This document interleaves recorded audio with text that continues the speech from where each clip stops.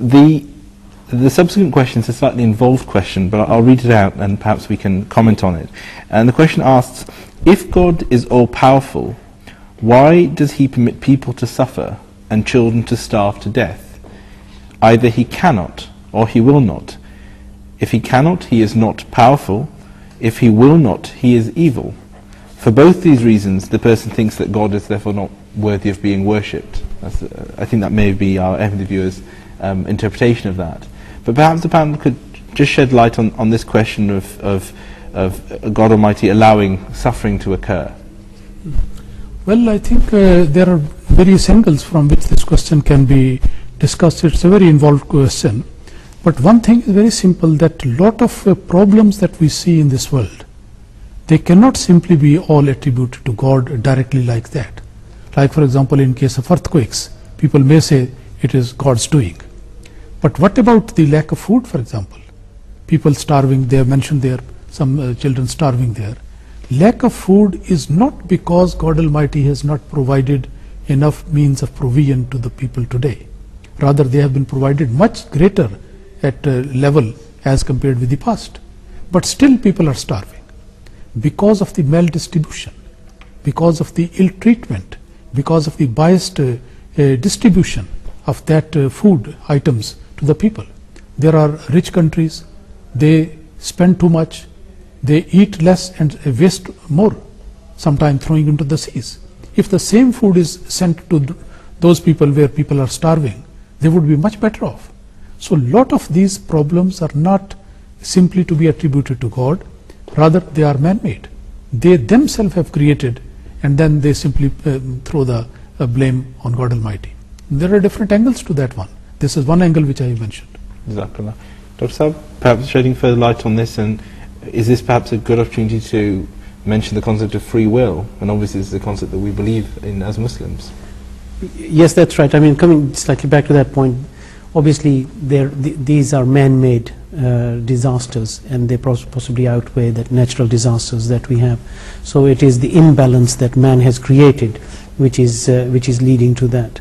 But certainly free will is something that Allah has pointed out to us, wrong and right, and it is for our own judgment to be able to distinguish between wrong and right, and that is where Allah has given us freedom. So I mean, when that has been done, then we have to raise the question of accountability. Obviously, if Allah has laid both parts to us, and we realize that this is the right path and that is the wrong path, then we will obviously be held accountable for our deeds on the Day of Judgment. And that is where freedom comes into our life, and that is what the Day of Judgment will be. That we were given this life, which was a trial for us, which was a test for us. We had these evil pulls as well. But what was our character like? And were we able to worship Allah as He had commanded us? And were we able to stay on the right path? Therefore, having had the free will, we were still able to make the right choice. And therefore, we should be rewarded by Allah in that respect in the life after death. I should mention before on this topic of free will, I should mention actually the question, a subsequent question, which perhaps can be answered at the same time. Yeah. And they said that if the answer comes back to this question of free will, he said, if you come back with the answer that it is to give us free will, in other words, God allows people to suffer because of free will, then how do you reconcile a small child dying in the torments of hunger and with this concept of free will? And she goes on to say that, is it worth the whole issue of free will to allow a child to die of hunger? I think one thing that stems from that, and we have to be clear about it, is that life on this earth is a temporary abode, whereas the life to come is an everlasting abode. And if you consider about the creation of life, man has a very narrow-minded view of things around him. He only looks at what is there in front of him. Whereas if he was to look at the whole of the creation, then he would realize that this is part of the overall plan of Allah. And that therefore having this type of suffering is something that is perhaps temporary, whereas in the everlasting life, when that judgment is made, these factors will of course be taken into account by Allah, And that is the life that we all aim for, is that the good we do in this life, that is the everlasting life, and that is the life that is more that we should make ourselves work towards. So suffering in this life, in that respect, we have to take into account of a wider picture, that it is the everlasting life that we look forward to, and that is where we should look for our rewards from Allah. Imam, so obviously we're saddened when we hear stories of perhaps a child starving to death or dying with a natural disaster. I mean, obviously the recent events in Haiti are a case in point where natural disaster impact on people's lives, but perhaps you can shed further light on this concept of well, it's free will. as I said, it's a very involved question and it needs a lot of deeper explanation. But the main point is that we have to see what is the divine plan of the whole creation.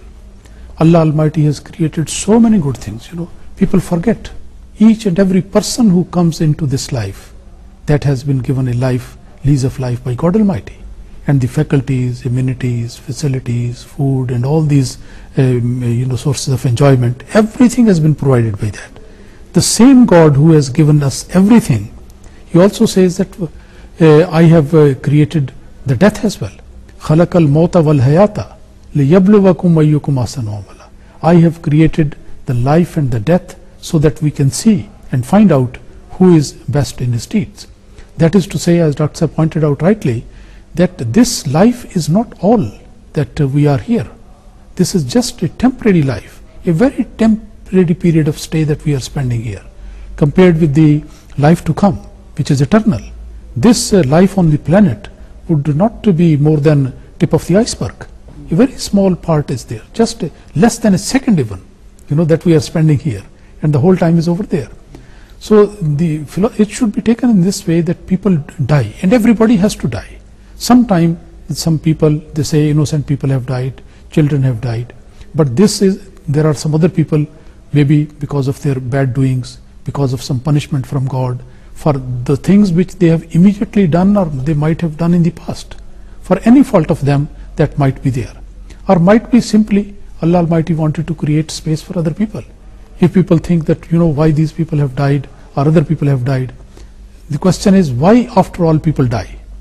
Just imagine if the death has been taken away from the whole scheme of divine creation, then perhaps we do not have find this place to sit and to record this program. There will be so many people on this earth. If all the people since the creation of mankind, they are still there living, then perhaps nobody will find enough space to stand there. So this is something. But the point is to be remembered that the people, they have to leave this platform of this world sooner or later. But God Almighty says, the people whom I call beforehand, then of course they are not at all going to be penalized or punished because of the fact that they died like that. Rather, those people who die in accidents, they are, according to the Holy Quran, they are going to get more rewards. And that the life eternal to come, that is a place where they are going to be rewarded like that. Jazakallah.